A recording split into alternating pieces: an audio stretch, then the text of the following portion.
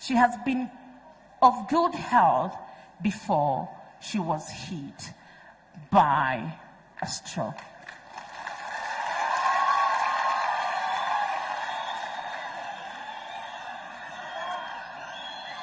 May our grandma rest in peace. Amen. Thank you very much. Let's give a big hand to the daughters and granddaughters of Mukami Kimathi. Mukami Kimathi. They have given us a very nice eulogy. Very nice eulogy. And that was befitting the hero she is.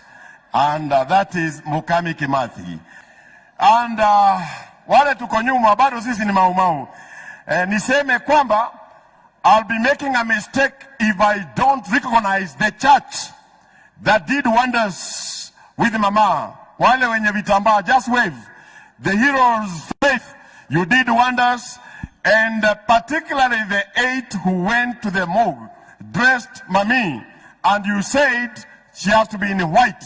Let's give them a big hand. Let's give them a big hand. They did wonders. And I salute you, heroes' faith. I will also be making a mistake because I will not come here for vote of thanks to mention here that I will be not the right person to welcome the Mau Mau. We are going to give it back to the Chief Mau Mau, and that is the Deputy President, Rigathi Gachagua. He'll be the one to invite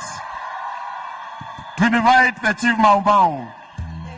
At no one time did we say we are going to raise our voices, and I think you're balancing it well. For your information, there is history in making. Mukami Kimathi has forced a handshake between the Deputy President, the President, and the Prime Minister. So give them a big hand because it has happened in the Louvre of the Mau Mau.